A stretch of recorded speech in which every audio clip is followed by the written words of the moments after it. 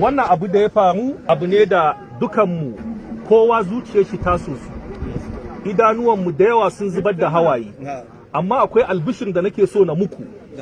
Kafin mu shiga cikin shirin kai tsaye, kamar yadda kuka sani wannan gidan TV na NTG1 TV sabon gidan TV ne, don haka muna roƙon da ku danna mana subscribe sannan ku danna alaman kararrawa domin samun ingantattun shirye-shiryenmu da zarar mun ɗora mun gungu.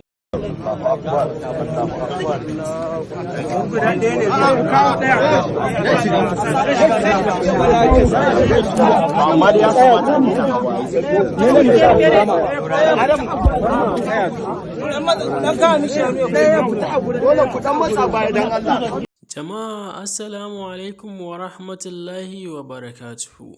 Kafin mu shiga cikin magana shehin malamin, kamar yadda kowa ya sani ne, a jiya Asabar 14 ga watan Agusta ne wannan mummunan abu ya faru, inda aka tare mutane akan hanya a garin Jos aka yi musu kisan gilla ba tare da sun san komai akan abin da yake faruwa ba. To yanda dai aka gabatar da jana'ida suke nan muke kawo muku kai tsaye daga nan gidan NTG1 TV. Sannan muna roƙon da ku yi mana afuwa akan rashin kawo muku wannan rahoto a kan kari.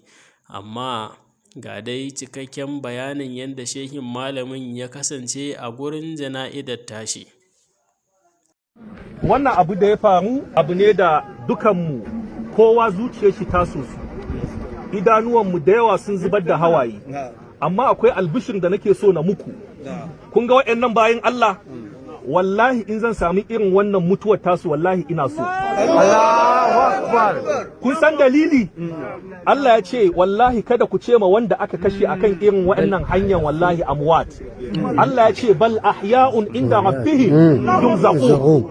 Wallahi mu ne muke ganin su matattu, amma wallahi rayayyu ne a wajen Allah. Allah ya ce yurzaqun zai azurta su da me zai azurta su? Da aljanna. Abinda nake so na kira hankalinmu shine addinin musulunci addinin zaman lafiya ne. Wannan ba ita ce mutuwa ta farko da aka fara mana irin ta ba. Kowa ya san wane ne sayyidina Umar. Sayyidina Umar irin wannan mutuwar ce ta shafe shi. Sayyidina Uthmanu shi ma irin wannan mutuwar ce ta same shi. Ina jikokin manzon Allah su ma irin wannan mutuwar ce ta shafe su. Akwai wanda Allah ya fi so fiye da ahlul baitin manzon Allah. Inda soyayya ce za ta hana kan irin wannan mutuwar ta shafe ka, wallahi tallahi da Allah bai bari an kashe su ba. Don haka idan mutum ya mutu abin da ake dubawa daga ina ya fito. Wannan abin mu musu munna ne, abin mu yi musu farin ciki ne, amma zuciyarmu dole ta so su ta yadda suka tafi, ta yadda suka koma ga Allah. Amma wallahi tun lokacin da suka fito daga gidajensu, mala'ika ya gaya musu sai dai su ba za su ji ba, iyalansu ba za su ji ba. Kun gama ganin iyalanku na ƙarshe kenan, ba za ku koma ba. Kuma Allah ya gaya mana a cikin Alƙur'ani dama, wa ma tadri nafsun ma za taksibu gada wa ma tadri nafsun bi ayyi ardin tamut. Babu ran da ta san inda za ta mutu. Don haka nan ne Allah ya kaddara za su koma ga Allah. Ba wannan ne babban abin farin cikin bai, ku ji ƴan uwa. Babban abin farin ciki harcensu da numfashinsu da ruhinsu da rayuwarsu ya gama ambatan Allah da yaban manzon Allah. Wannan shi ne ƙarshen abin da suka faɗa kafin suka koma ga Allah. Ya kai ɗan uwa da ni mai faɗa, in zan sami irin wannan muna so ko ba ma so. Don haka wannan ba abin ɗaga hankali ba ne. Kowa ya koma cikin al'ummansa, kowa ya koma cikin anguwansu, wallahi tallahi ya tara mutane mu taya su munna. Zuciyarmu ta so su.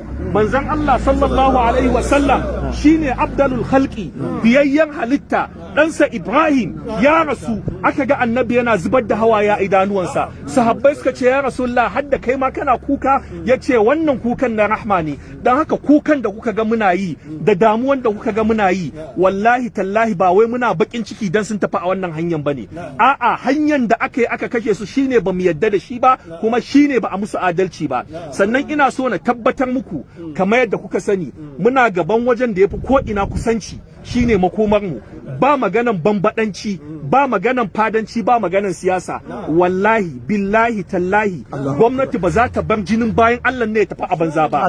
Wallahi gwamnati ta dauki mataki. Kai ina so na muku bishara, gwamnati ta fara daukan mataki, domin a yanzu muna samun labari daga cikin waɗanda ake zaton sun yi irin waɗannan ta'addanci an kama sama da mutane 10 wani abu. Kuma muna nan da izinin Allah wallahi alazim komai girman mutum komai kankantarsa in yana da hannu a wannan kisan, kamar yadda muka san wannan gwamnati mai adalci ce, mai son zaman lafiya. Shekara 6 da wani abu yau muna zaune lafiya, sai yanzu ake so a jawo fitina da tashin hankali a tsakaninmu. Allah muna roƙon ka kakkabar mutanen da suke aikata irin wayannan abubuwa. Da wannan muke addu'a Allah ya gafarta musu, Allah ya nawwara kabarinsu, Allah ya musu rahma, Allah ya musu gafara. Allah ya ubangiji muna roƙonka ya Allah ka sa dausayin nan kabarinsu ya zama dausaye daga cikin dausayin gidan aljanna. Waɗanda suka musu wannan abu ya Allah muna roƙonka ka hana su bacci, ka hana su cin abinci, ka hana su bayan gida, ka hana su zaman lafiya, sai sun zo da kansu sun bayyana kansu. Allah duk wanda ya sani da wanda ya ji labari da wanda ya gani bai faɗa ba, Allah muna roƙonka ba za mu iya da su ba, sun fi ƙarfin mu amma Allah ba su fi ƙarfin ka ba, kamar maganin su. Allah muna tawassuli da littafin ka na alƙur'ani, wayannan ƴan uwa namu da suka mutu Allah ka gafarta musu, ƴaƴaye da iyalai da suka bari Allah ka sa musu albarka, Allah ka musu albarka. Shi kuma babban shehin mu ya Allah muna roƙonka Allah ka ƙara mishi haƙuri, Allah ka ƙara mishi haƙuri. Sannan muna godiya da dukkan ƴan uwa irin su Sharif Falaki, ga sa Alhaji Usman da sauran ƴan uwa Alhaji Dan Jimmai yadda suka bada haɗin kai. Kuma kiran da muke dan Allah idan aka tashi daga nan mun sani kar ku manta da ku danna mana subscribe, sannan ku danna alamar ƙararrawa, ku yi mana like, sannan za ku iya yin comments da albarkacin bakin ku ko kuma tambaya. Mun gode.